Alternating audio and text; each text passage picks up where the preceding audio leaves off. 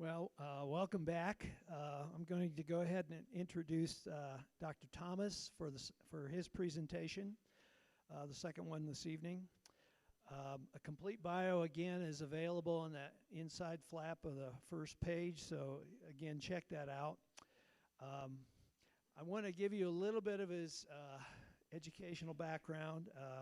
He has an MS in biotechnology from Stephen F. Austin University and a PhD in biochemistry, sounds really interesting to me, from Liverpool University. What I've enjoyed about Dr. Thomas is he has written on a huge variety of articles, subjects, over the years in the time that he has been with ICR, broad range of topics, very excellent writer. But I would ask you to consider talking to him and asking him about his history, his background, going from an evolutionist to a creationist at the age of 20, and just see what he had to say, the things that kind of drove him in that direction. Ask him that question. He has been with ICR since 2008, and his presentation is titled Adam, Not Apes. Please welcome Dr. Thomas to the stage.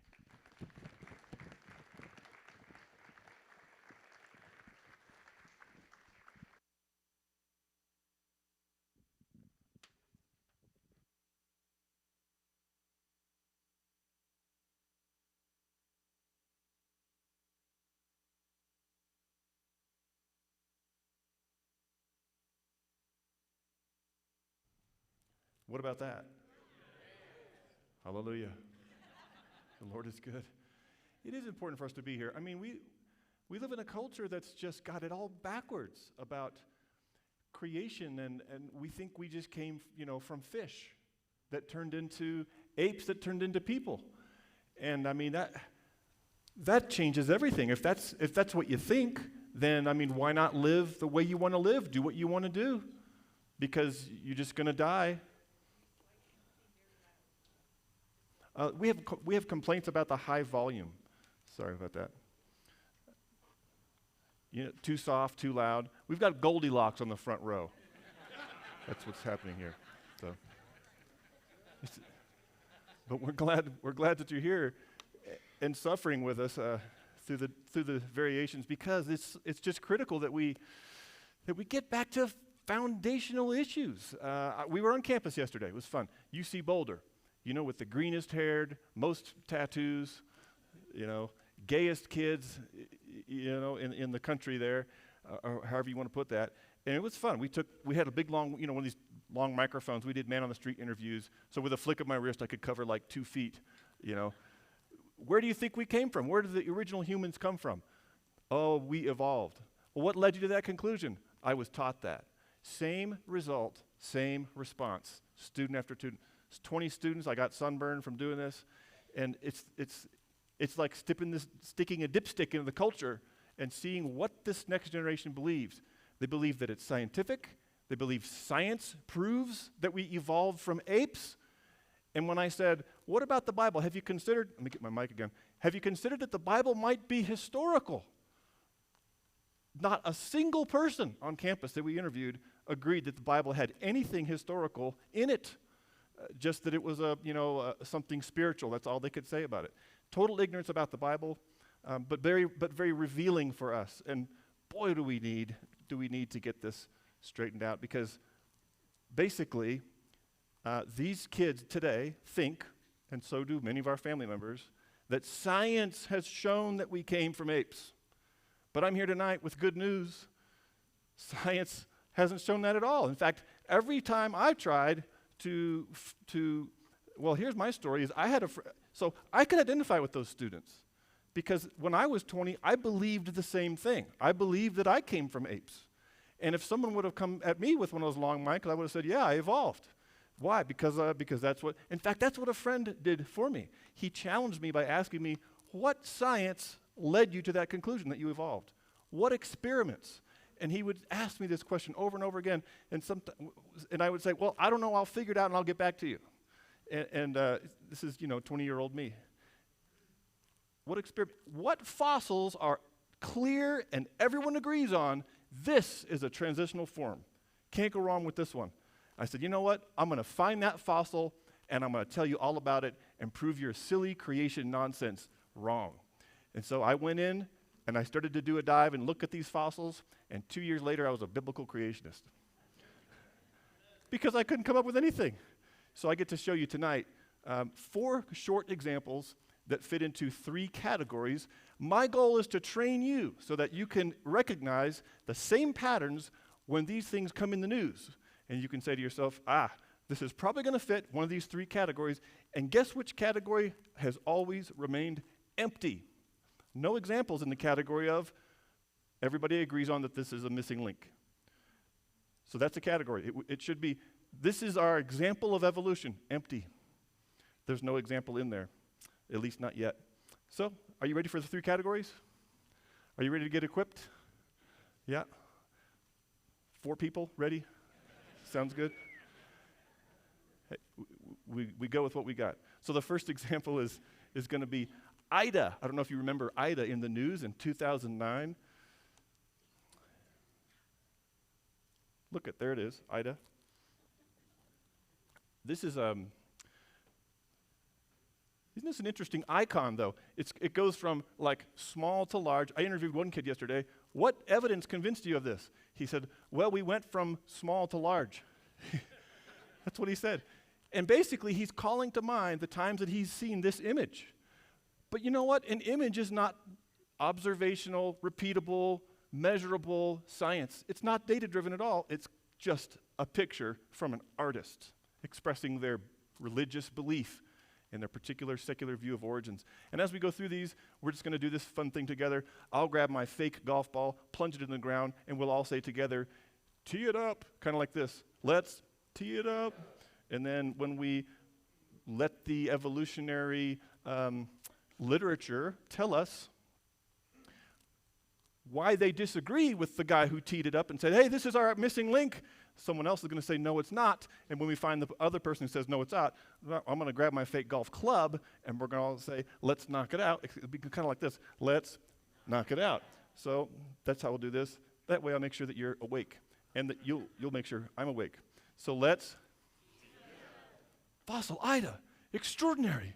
Missing link. It's the missing link in human evolution. Here it is. Shouted from the rooftops. We finally have the missing link. It's been missing for 100 years, and here we have it. And this little creature said, Sir David Attenborough, who wears a white lab coat sometimes and has a British accent, so you can't go wrong with him. It's going to show our connection with the rest of all the mammals, or however he talks. And boy, we're all connected. We came from fish. Yeah, we all believe that. And then this guy, Huram, he's the one who stands to gain fame, fortune, and funding for this fancy find. I'm making this up as I go. I'm good. Wow, alliterating all the way. He said this is going to be in the textbooks. Guess what's not in the textbooks right now? There's no Ida. Why is there no Ida in the textbooks? Well, because within just a few months, other scientists got involved, and they actually looked at the fossil. And we're not standing in line to gain any fame and funding. And they looked at the fossil, and there it is, a picture of it at the bottom. It's got unique leg structure. And there's an animal that is alive today with the same unique leg structure. You see the big bend in its back leg? I want to see nodding heads today. Thank you. What is that creature? The leaping lemur. It's in the Dallas Zoo. You can go to the Dallas Zoo and look at Ida walking around today. So they said, so National Geographic had a multiple evening, hour-long special and all this, but in the CBS News, in you got the headlines and then the low lines. So here's a little low line: controversial Ida, no missing link after all. In fact, bone crunching, that is actually looking at the fossils and comparing the shape of each bone with modern animals and other extinct animals, shows that it's a dead lemur. So let's knock it out. It's just hype. Wait a minute, I thought it was the missing link. It's just the same year, 2009, but it's that fall. Hype. It was just hype all along. But it's too late. The damage is done, because my kid watched the National Geographic program and was convinced that this was the missing link, and then they don't read the news, so they never got this information that it was just hype. So it's up to us to have these conversations with folks and to be able to say, you know what that's an example of? A dead animal. Animals have died. This is important because if science proves that the Bible's wrong, we came from apes and not Adam, then there's no original sin, and there's no logical basis anymore then for Jesus to have paid the death penalty, dying for our sin. And we no longer trace our origins back to Adam, if that's the case. And if science has proved this is all wrong, then we don't trace origins back to Adam, so that when Paul references Adam, Paul was wrong too. So we can toss out the New Testament with the Old Testament because the one relies on the other. This is a big deal.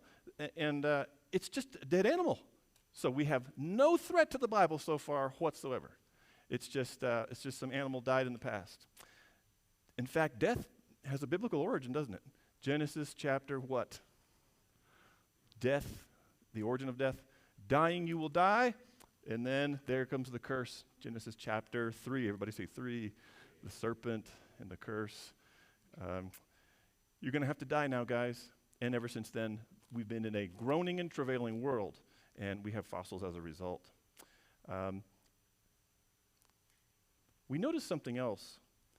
If evolution is true, if it's really scientific, we ought to see a particular feature in the fossil record, so to speak, the layers. So I've got these cute little lines that are supposed to illustrate rock layers. The earliest, supposedly smallest, and supposedly simplest is supposed to be at the bottom, and then as we evolve, through time, we go from the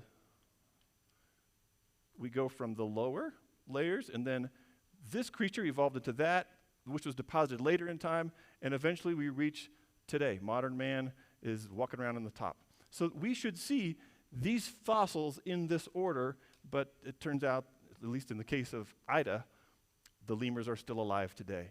So it's out of order. So we notice that. If it doesn't fit with evolution, it's going to start to fit with creation. Now we get to look at the second one, the second example for tonight, and it's probably the most famous supposed transitional form. What do I mean by transitional form?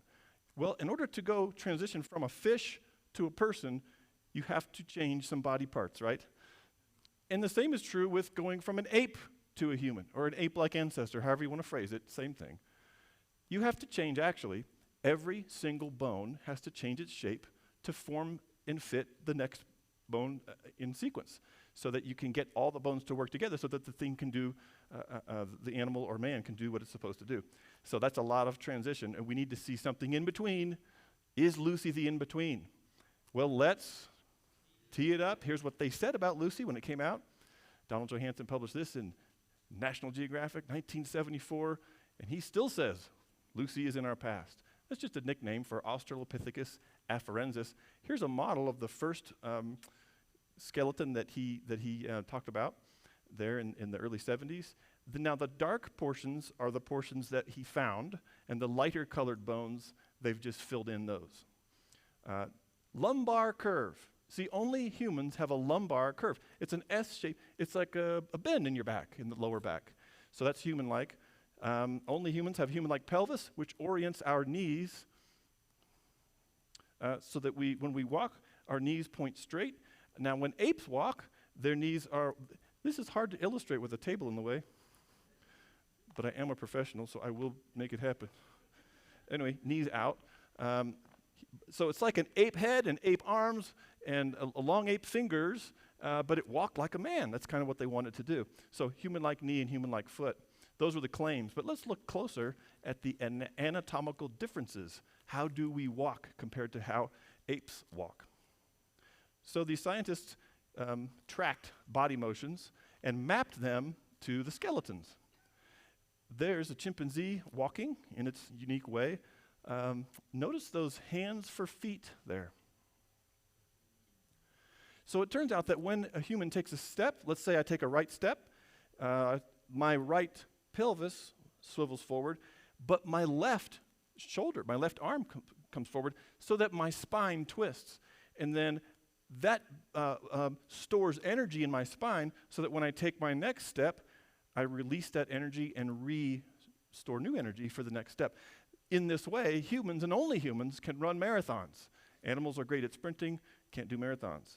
So we have this, we're designed for long distance. And in contrast to chimpanzees, when they take a right step forward, their right shoulder comes forward. You should try this, kids, it's fun. You walk like this. We're going to do the chimp walk. When I talk about dinosaurs, we do the dinosaur walk. So everybody walks in their unique way. So which one was Lucy? Was Lucy more like one? Was Lucy right in the middle? And what was it like? Well, it turns out that the lumbar vertebrae that were said to be S-shaped, not even there.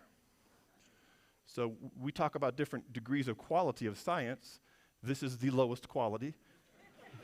There's no data to even look at.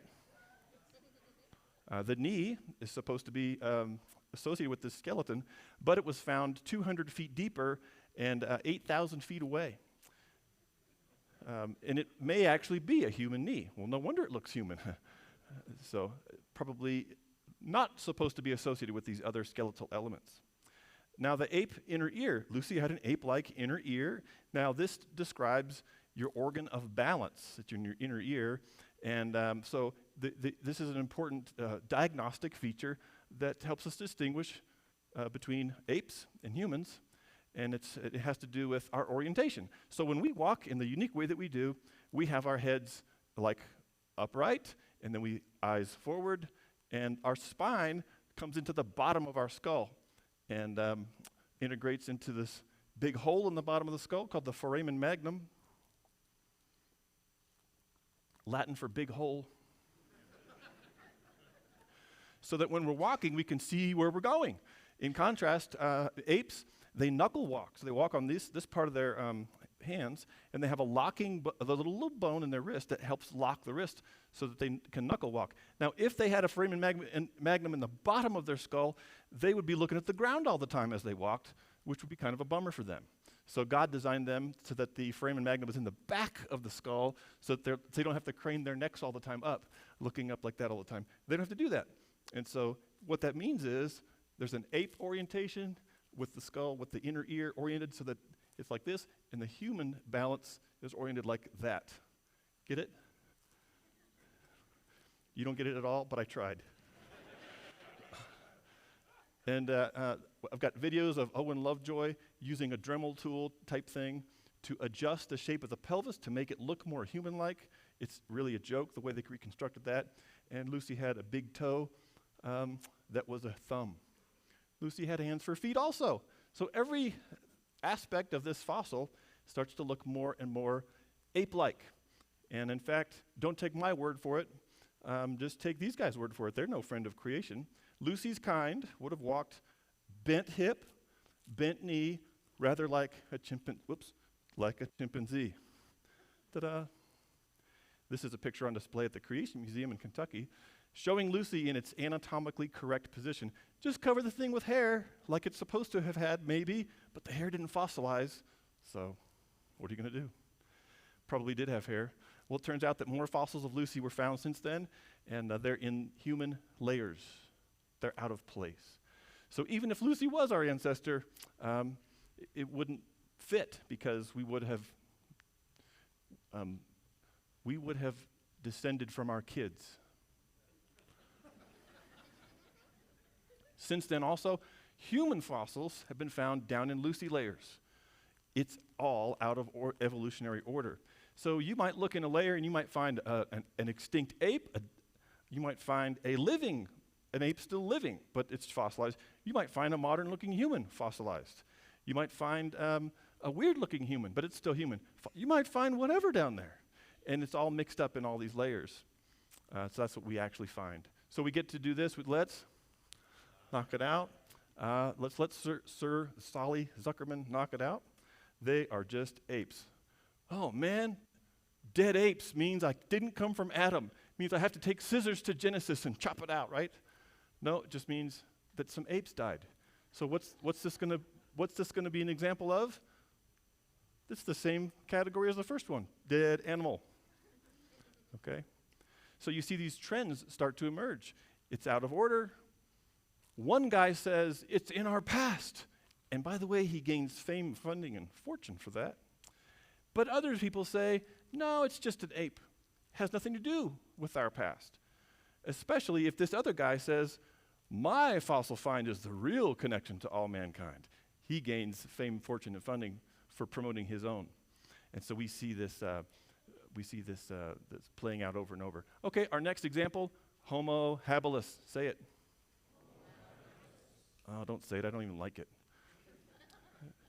We'll get to Homo habilis, but let's look at these eyes. You've been to the Denver Natural History Museum, seen the Lucy there? I think this is there. It's been years ago since I took this photo, but is she still there? Looking as creepy as ever. I mean, creepy looking.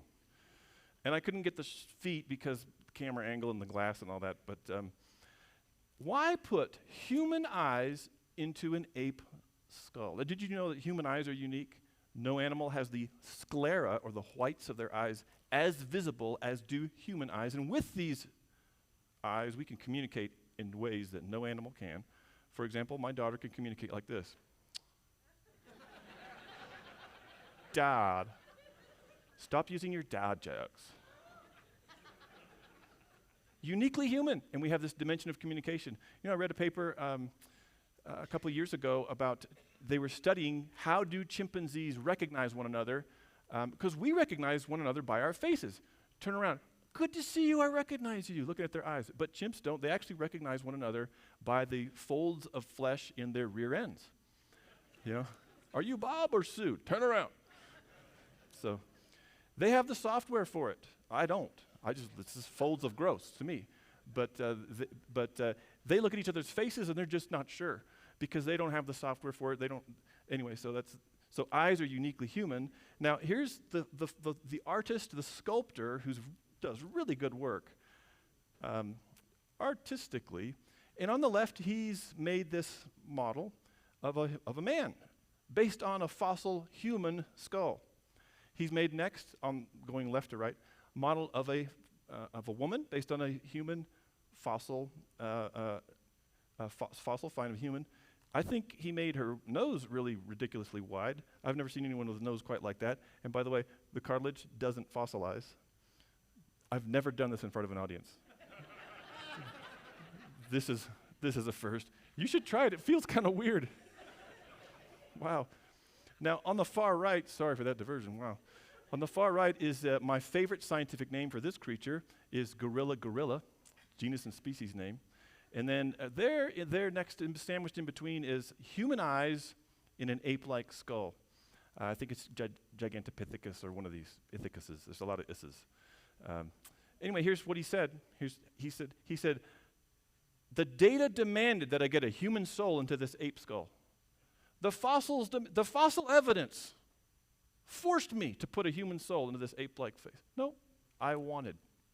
That's the motivation. I wanted to do this. Why? To indicate to the viewer who's going to look at my model something about where she's headed. Talking about a Lucy model that he'd done, because Lucy, is headed toward becoming human in his mind, but not according to science, not according to reality. But these images are so persuasive, and these kids that are talking to you on campus, what has persuaded you of this? Well, my teachers taught it to me. What's persuaded you of this? I mean, haven't you seen Planet of the Apes? Apes can evolve and talk. You know, it makes sense to me. Science fiction is what it boils down to. Now let's get to the Homo habilis. So we get to tee it up. There's an example skull of habilis. Habilis is a big mess, and instead of describing why I think it's a big mess, I'll just run through about 4 or 5 quotes from evolutionary scientists, colleagues of mine, and just let them tell you. In other words, have you heard of the court cases where the lawyer calls in the hostile witness, where it would be beneficial to him to actually say one thing, but because of the truth, he says the opposite? That's kind of what we have here. But anyway, Homo habilis is supposed to be the link. Lucy, it's ape. Humans, totally not ape. We need something in between. Homo habilis in the 70s was thought of as the link. And by the way, it was some of the first fossils were published in a paper.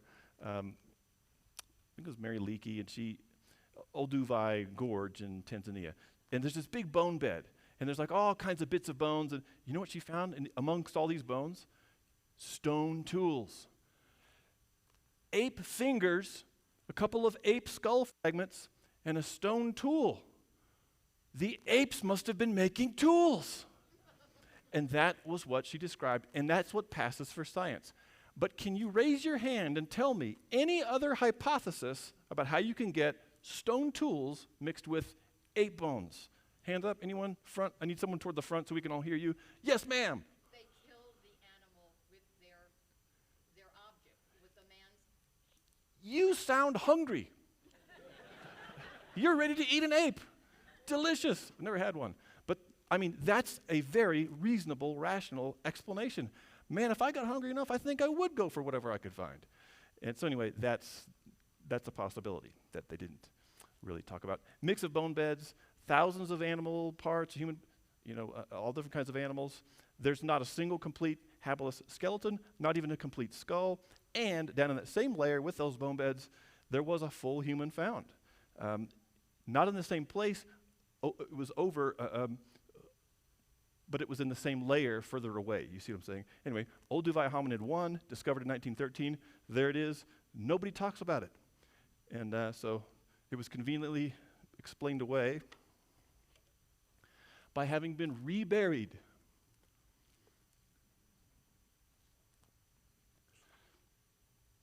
In other words, it was a modern human that got reburied. And why is that? Because we need modern humans only up here, and we can't have modern humans down in the wrong layers. So to make that happen, they claim reburial. Okay, here's some of these quotes. And why do I have Frankenstein? Well, it just sort of illustrates for me from the classic fiction that you take a body part from this guy and a body part from that cadaver, and you stitch them together and zap, and you get something that's alive. Homo habilis reminds me of that. You get an ape part here and a human part here, and you put them in a picture together, and you write about it and pretend like it was alive. But anyway, cooler heads sometimes prevail, like this publication, Nature, said in 1987. Robinson considers that the original Homo habilis was a conflation. Conflation. Kids, not inflation. Conflation means like confusion, like you're mixing up Lucy parts with human parts. This guy said it, not this crazy creationist who's on the stage. Okay. Here's another quote. Although the transition from Lucy to humans is usually thought of as momentous, yes, it would be. You have to change every single bone. The fossil record bearing on the origin of the earliest evolution of Homo is virtually undocumented. So if Lucy was it, if Homo habilis was it, they would say, we have the missing link. But they're saying here in 2017, it's undocumented. Regardless of all that, what happened here in 2007, Homo habilis, whatever that was, never gave rise to Homo erectus, that's humans, because these discoveries have completely changed the story. Oh man, they get to rewrite the story, and here's another rewrite. And so what discoveries? Well, they found habilis skulls up in recent rocks. Oh man. So they died at the same time and in the same place, discovered there. So now we're going to stick habilis remains with humans. Again, you can't descend from your kids. So it's out of evolutionary order. One more a quote, actually maybe more than one more. Leakey and Lewin, this is Leakey pictured here, they wrote in their book, Origins Reconsidered, of the several dozen specimens that have been said at one time or another to belong to which species? Homo habilis, we're talking about habilis, and this is the context for the quote, at least half probably don't belong to habilis. But there is no consensus as to which half should be excluded and which half should be included. So back on campus, I was doing this. Where did mankind come from? Beautiful gal. She says, oh, well, I was taught that we evolved, so I believe that we evolved. And what led you to that conclusion? Well, Lucy. I said, wow, Lucy. And I was hoping that the cameraman wouldn't say, cut, because I want to talk about Lucy. So I just did, It wasn't on the script. But I said, did you know that there are evolutionary scientists, or mainstream scientists, I think I said, who believe that Lucy had nothing to do with our human ancestry? Yes, I did know that. Okay, well then, on what basis can you say that the scientists who say that Lucy was in our past were wrong or right? And on what basis can you say that the scientists who say Lucy was not in our past were wrong or right? Deer in the headlights, you know. So she just blabbed on, and I said, cut. So, not really, but thought of it. So total confusion. But that's the reality of the situation. For every one person who says, this fossil is in our past, we came from this, there's another mainstream scientist who says, because that's how scientists talk to one another. So let's knock it out. Homo habilis is an all-embracing wastebasket. Bye. So that's the third example, and it fits our second category, and that is animal parts plus human parts pretending like they belong together when they actually don't. More bad science. And that's habilis, as well as several other examples. Does that threaten Genesis? Actually, no, because it's either animal or human. And what does Genesis say? It's starting to support Genesis. And so this is the point I reached. I got to about 3 or 4 examples in my investigation, trying to prove to my friend that creation was so wrong and dumb. And I kept finding these trends. I was like, well, if it's either human or chimpanzee or gorilla or Lucy or whatever it was, whether it's extinct or alive, it's created according to kinds. Where do I get that idea from? When I went back to Genesis, again, I read it and it said, according to its kind. And I thought, I think the fossils fit this. And my view of Genesis just went up. And my respect for the God who claims to have the authority over this Bible went up. Because I thought, man, this God really does care about telling me where I came from. And my view of God just really skyrocketed when I was able to go back to my friend and say, brother, you were right. So, hey, let's do this Neanderthal. Let's tee it up. And I had a kid say yesterday, yeah, we came from Neanderthals. And I wanted to say, no, evolutionists don't believe that anymore, because anyway, I'll tell you why. But I couldn't believe that modern kids are taught still that they evolved from Neanderthals. That's been disproven for decades. Well, I believed it because it was taught in the 70s when I grew up. And here's the Time Life book page that I saw, that I read, and that helped convince me when I was a kid that I evolved from apes. And so I found this copy of this book, took a picture of it, and that's supposed to be, small to large, and there's Neanderthal small. Brutish and ape-like, and, they grunted because grunts fossilize, and we know that's how they talked. Well, since then, we've learned that they have the genome. By the way, we have a vast storehouse of free information that's helpful to show science that confirms creation, all on our website. Tens of thousands of 40 or 50,000 articles on every type of topic, subject. So what a library for the church to access. One of those articles that we have on icr.org talks about the Neanderthal genome. Well, we had been saying, based on the anatomy of the Neanderthal bones, and there's hundreds of them throughout southern Europe mostly, they're human. These are just dead people. People been dying. That's biblical too, by the way. So no wonder when secular scientists sequenced the DNA, they found that it was what? Human DNA. Confirms our prediction. So we're going to, this is the photo I took of the Neanderthal on display at the Field Museum in Chicago. And I just thought, if you give the guy a haircut and replace the grass skirt with a suit, he'd walk around the streets of Chicago and no one would ever know the difference. They married moderns. How do we know? Because Neanderthal anatomy, modern anatomy, kids with a mixed anatomy, same burial. They cooked food, only humans. They made jewelry, only humans. They made instruments, only humans do that. And the remains overlap moderns. And so they have human DNA. So that means this is an example of a third category, and that's humans. Dead people don't threaten the view that we came from Adam. In fact, it confirms that view by showing us that the fossils confirm creation according to kinds. According to kinds. And every time we look at this, it's either this animal, that animal, or a human, and the in-between ones often are just conflations where they mix different animal parts together. So that's what we end up with. So Neanderthals are up here, people are down there, and it's a big fossil jumble mess. And by the way, don't take my word for it. Take Henry G's word for it, published in Nature in 2011. Now, on top is what we should see in the fossils, and on bottom is what we actually see. You might see a monkey down here and a monkey up there, or an ape up here, an ape down there, or a person up here, or a person down there. And so here's what he said. We've all seen the canonical parade. I call it the fake parade. Of apes, each one becoming more human. We know that as a depiction of evolution, this lineup is nonsense. Yet we cling to it.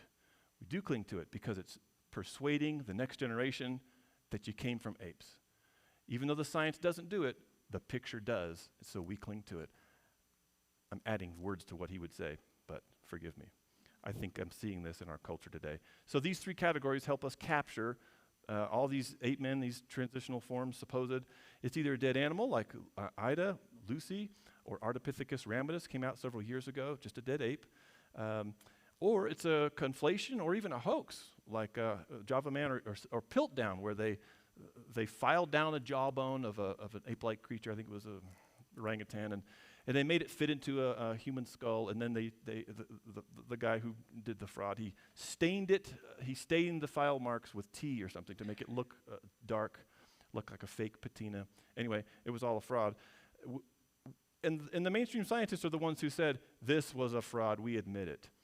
But the damage was already done because it was already promoted as a missing link for 40 years before it was outed as a fraud. And the whole idea of cavemen, cavemen, they were more ape-like. Well, maybe they were just men who lived in caves. That's what I think. Humans include Neanderthals, Homo erectus, and nicknamed Hobbit, Homo floresiensis. Flores Island. Really tiny people. You know there's tiny people today, for example, the actors who play hobbits in the movies? Okay, there were tiny people back then, tiny people today. Big people back then, big people today. Lots of variation, but only according to, and always according to, humankind. So we see this becomes now positive evidence for creation according to kinds. So what started for me as a journey trying to prove creation wrong ended up as like my first taste of science that actually supports creation. And I thought, why not leave you guys with two more evidences that support our beginnings in Adam? So we'll just end with these two. And it's important, again, God said, let the earth bring forth the living creature according to its kind, and that's what we see in fossils and in living things today.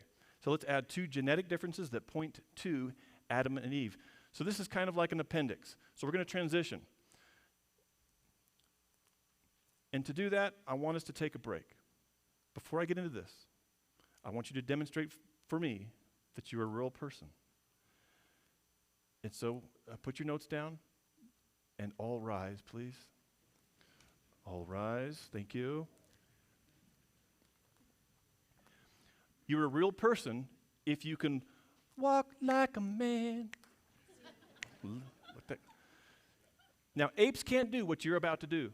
Lucy couldn't do it, probably, and because they have a stiff spine, which is very handy for climbing in trees. But you've got a spine that enables you to run marathons. Well, maybe some of you. Here's the exercise. Keeping your feet aimed forward, aiming at me or at the stage. You're going to greet the person behind you. Hello. Lots of hellos. Whoa, look at all those swiveling spines. Fantastic. You're real people. Sorry, back row.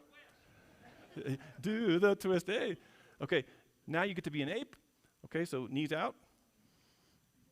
Okay, bent hip, bent knees, rather like chimpanzees. To greet the person behind you, you cannot turn that spine. What are you going to do? Give it a shot. And if you're doing this, you're on the right track. Ape steps, ape steps. Some of you, A+. Very good. Have a seat. Thank you. That's our transition. Now you feel refreshed. Ready for two genetic differences that are positive evidence for creation.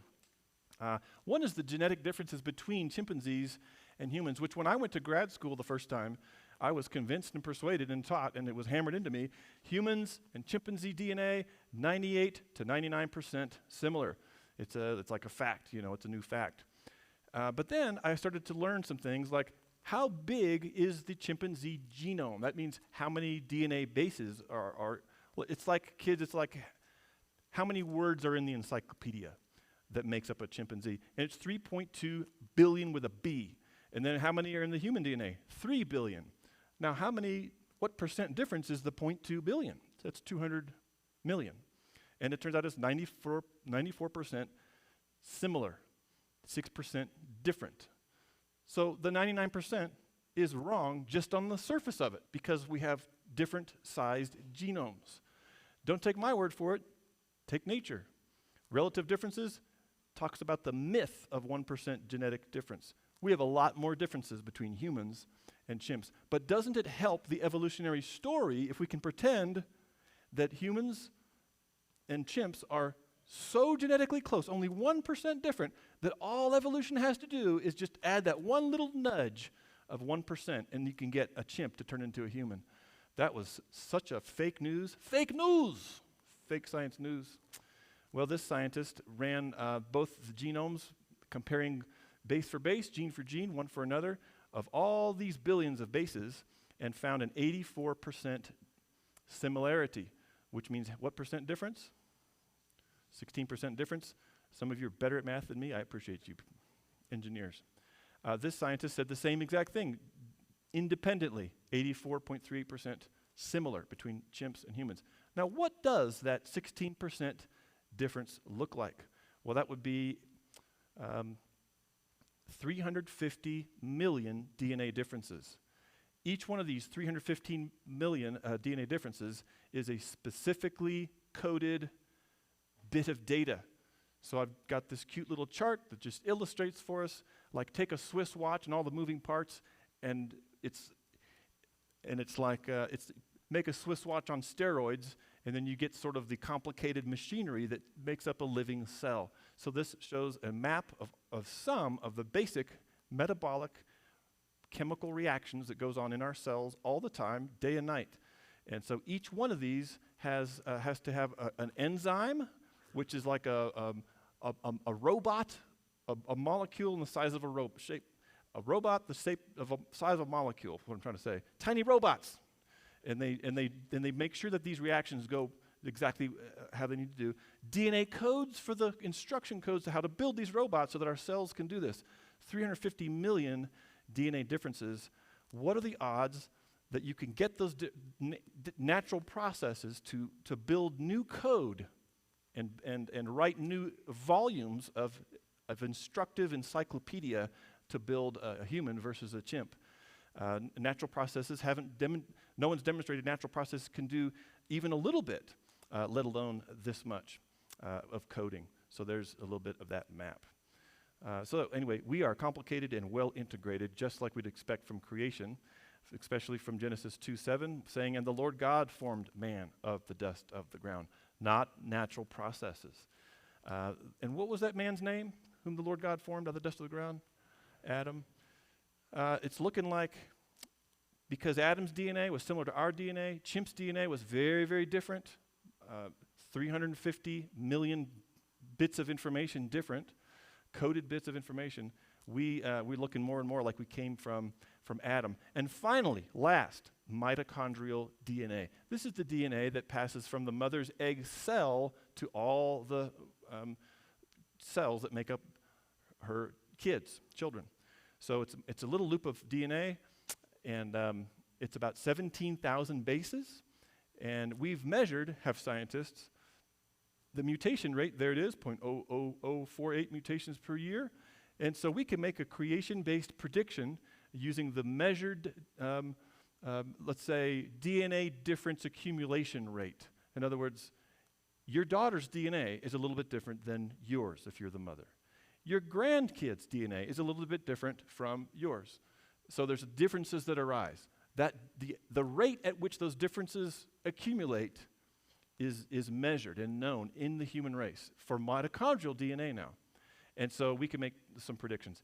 Let's say humans have been around for 180,000 years. And that's modern humans have been around that long, according to my evolutionary colleagues. At today's measured rate, we should have, therefore, almost 180 DNA differences on average between any two people on the planet.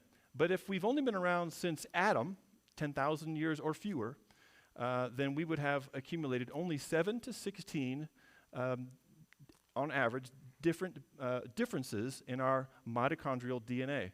Okay, which one is it? Because we can now estimate the average number of differences based on all kinds of DNA testing that's been done with people all over the world. Drum roll, which one is it? Well, it exactly matches the creation, the biblical creation prediction. The average is 10 DNA differences between any two people on the planet in our mitochondrial DNA. And so and we've done similar work like this at the Institute for Creation Research because we're willing to ask the question, is there science out there that supports the idea that we came from Adam? And it turns out that there is, and that we have more confidence than ever that this verse got it right. Adam called his wife named Eve. She was the mother of all living. And then Paul referred to Adam as a real person, saying, for as in Adam all die, so in Christ shall all be made alive. And if this book is right about what it says about the past, then we can trust its every word about what it says about who we are, why we're here, and where we're headed. And how we can have new life through Christ. God so loved the world that he gave his only begotten Son, so that whoever believes in him would not perish, would not die, but have everlasting life through the last Adam, the life giver. Science supports these things, and we can read all about this. We have more information on this. We have a book called Creation, Basics, and Beyond. I think it's the go-to resource for every Christian house to have what do you call it? Well, I'll just use the word resource. A reference material. So you could say, you know what? I don't know about, what about the gap theory? Or what about carbon dating? Or what about the Ice Age? So we covered all the main, we got like 40 plus questions answered succinctly, 1 or 2 or 3 pages each. Anyway, Creation Basics and Beyond, co-authored by our ICR scientists there. And then we have, if you want to do a deep dive onto these human fossils, then the book Contested Bones is the Cadillac of that genre. Contested Bones, thoroughly documented, and it's up to date. The latest version is 2019. So you get all the latest fossils, and you see even more examples that fit into those same 3 categories. What are they? It's either an animal plus man, human. That's it. The 4th category, undisputed transitional form. Nothing's in that category. Zip. So this documents that thoroughly. And then, of course, Acts and Facts. And what do we do with Acts and Facts? Well, every time you get it in the mail, it's another piece of science that lets you know that Genesis got it right, God got it right. You can trust what he says, and you can trust him 100%. Thanks.